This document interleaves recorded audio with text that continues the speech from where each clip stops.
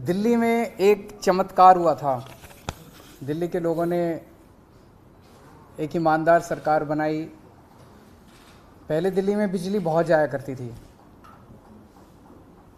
हम लोगों ने मेहनत करके 2-3 साल के अंदर सारा इंफ्रास्ट्रक्चर ठीक किया और दिल्ली के अंदर 24 घंटे बिजली आने लगी। अब कोई छोटी मोटी इधर उधर लोकल फॉल्ट की वजह से बिजली चली जाए तो चली जाए, नहीं तो अमूमन दिल्ली में अब 24 घंटे बिजली हर जगह आती है और दिल्ली में बिजली फ्री हो गई।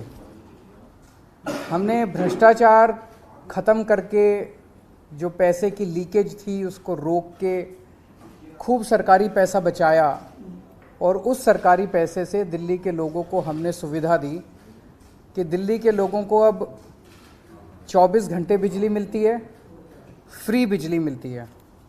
ये केवल और केवल एक कट्टर ईमानदार सरकार की वजह से हुआ। दिल्ली में टोटल 58 लाख डोमेस्टिक कंज्यूमर्स हैं, 58 लाख्स। उसमें से 47 लाख कंज्यूमर्स को सब्सिडी मिलती है दिल्ली की। जो इसमें से 30 लाख ऐसे लोग हैं जिनके बिजली के बिल जीरो आते हैं। 58 लाख टोटल कंज्यूमर्स है, 47 लाख को टोटल सब्सिडी मिलती है। उन 47 लाख में से 30 लाख ऐसे हैं जिनके जीरो बिजली के बिल आते हैं और 16-17 लाख लोग ऐसे हैं जिनके आधे आते हैं। आप लोग जानते हैं भाई 200 यूनिट तक तो फ्री बिजली है और 201 से 400 यूनिट तक आधा रेट है। तो 16-17 लाख परिवार ऐसे हैं जिनके आधे बिजली के बिल आते हैं और 30 लाख ऐसे हैं जिनके फ्री जीरो बिजली के बिल आते हैं।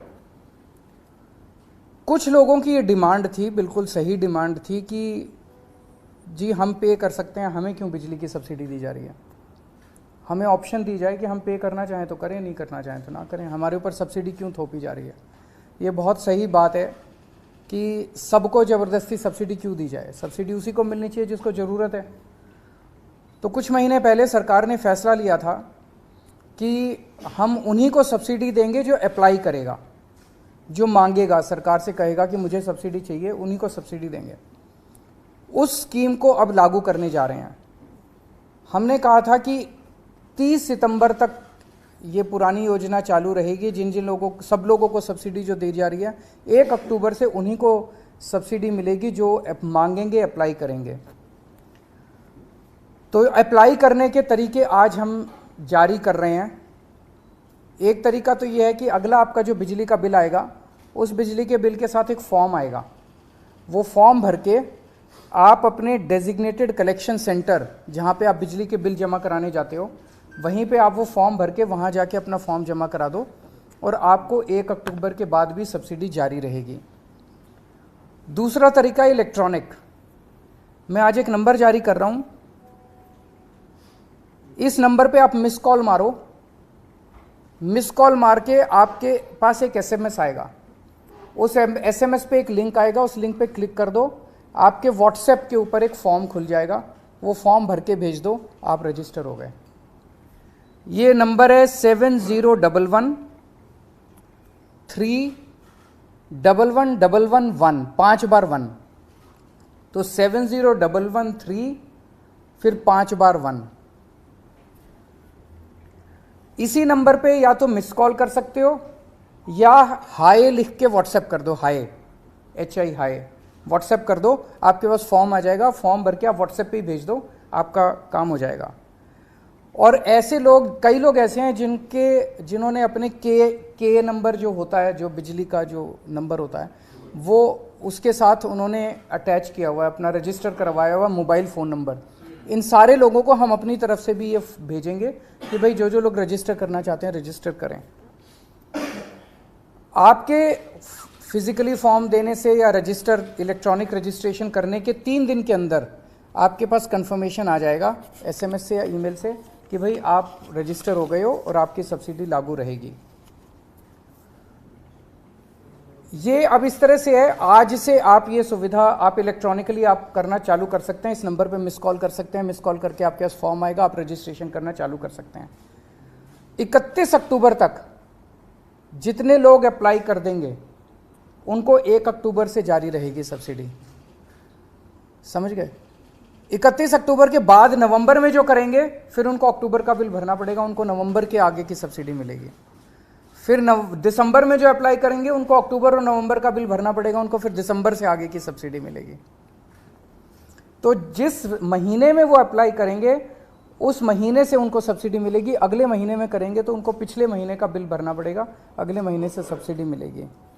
और इसके लिए जनता तक इस बात को पहुंचाने के लिए कॉम्प्रिहेंसिव कैंपेन हम लोग लॉन्च करेंगे घर घर तक, ताकि ऐसा ना हो किसी को जानकारी ना मिले और वो रह जाए इसकी वजह से।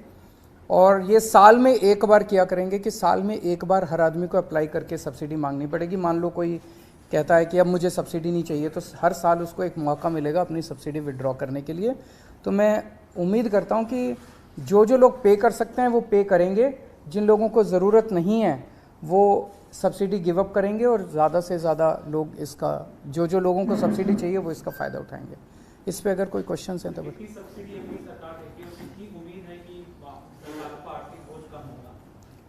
मेरे ख्याल से 3,000 करोड़ के करीब है टोटल सब्सिडी, सारा मिला के 3,000 करोड़ के करीब भी है, सब मिला सारी 3,000 करोड़ के करीब है। अब कितने लोग गिव अप करते हैं ये तो आपको पता चल जाएगा महीने भर बाद। एक साथ अप्लाई करेंगे तो इस चीज के भी इंतजाम किए जाएंगे कि वेबसाइट क्रैश ना हो, हैक ना हो, हैंग ना हो, अटके ना, दिक्कत ना हो, सारा इंतजाम। 1 करोड़ के आसपास लोग एक साथ भी अप्लाई कर सकते हो कि 2 करोड़ के आसपास जनसंख्या दिल्ली में। नहीं, 2 करोड़ की टोटल मैंने बताया 58 लाख उपभोक्ता हैं, जिसमें से लगभग 40 लाख के करीब 47 लाख के करीब अभी सब्सिडी को अवेल कर रहे हैं। तो हम उम्मीद करते हैं जो अप्लाई करेंगे वो 47 से कम ही करेंगे। तो टेक्निकली हमने इस सिस्टम को रोबस्ट किया है, मैं उम्मीद करता हूं कि क्रैश नहीं होना चाहिए।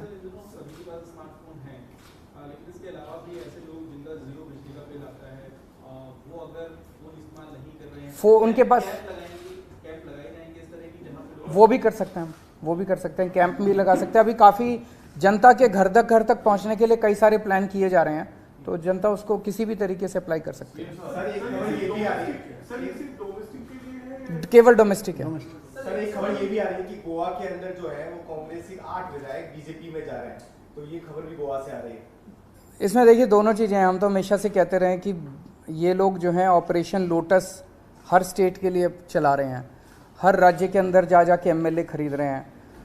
जाहिर तौर पे फ्री में तो एमएलए खरीद ही नहीं रहे, किसी को सीबीआई ईडी का डर दिखाते हैं, और साथ में जैसे अभी हमें पता चला कल कि पंजाब के अंदर भी इन्होंने कोशिश की 25-25 करोड़ रुपए में एमएलए खरीदने की। गोवा के अंदर कितने कितने में खरीदे हैं ये तो वहाँ के एमएलए ही बता सकते हैं, या वहाँ के लोग ही बता सकते हैं कि कितने कितने में खरीदे। ये अच्छी बात नहीं है, ये सही बात नहीं है। पैसा आ कहाँ से रहा है? हजारों करोड़ रुपया एमएलए खरीदने के लिए पैसा कहाँ से आ रहा है? जाहिर तौर के ऊपर ये सरकारी पैसा है जिसको साइफन ऑफ किया जा रहा है, और इसी वजह से महंगाई भी बढ़ रही है। तो हम लोगों ने पहले भी आवाज़ उठाई थी कि महाराष्ट्र में इन्होंने यही किया, मध्य प्रदेश में यही किया, गोवा में अब दोबारा ये किया है, कर्नाटक में यही किया, आसाम में यही किया, अरुणाचल प्रदेश में यही किया, दिल्ली में इन्होंने कोशिश की, या पंजाब में इन्होंने कोशिश की। ये अच्छी बात नहीं है। उनको नहीं अप्रोच किया गया। सर गुजरात में आप लगातार कैंपेन कर रहे हैं, किस तरह का रुझान आपके ग्राउंड पर देखने के लिए मिल रहा है पार्टी की? बहुत अच्छा रुझान मिल रहा है। मैं देखता हूँ आप लोग भी सड़क पे जा के लोगों से पूछते हैं, सारी जनता कह रही है इस बार आम आदमी पार्टी।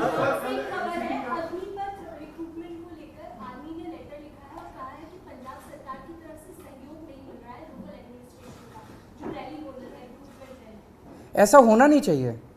मतलब हमारे जो भी मतभेद रहे अग्निपथ को लेके, बट एक बार ही केंद्र सरकार ने लागू कर दी है, हम उसको पूरा सपोर्ट करेंगे।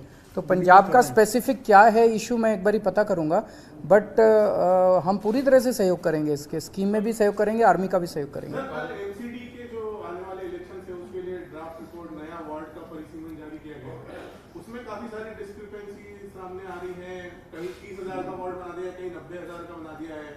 इसको लेके आप लोगों की पार्टी की क्या रणनीति? ये अभी स्टडी कर रहे हैं, 1-2 दिन दीजिए, 1-2 दिन स्टडी करने के बाद ये पूरी की पूरी आप लोगों के भी सामने रखेंगे, और हम कमीशन के सामने भी इसको रखेंगे। ऐसा मैंने कल एक प्राइमा फेसी जब नज़र मारी तो ऐसी कई सारी विसंगतियां हैं उसमें, तो उन्होंने पब्लिक फीडबैक के लिए डाला है, तो उसको हम भी स्टडी कर रहे हैं, बताएंगे।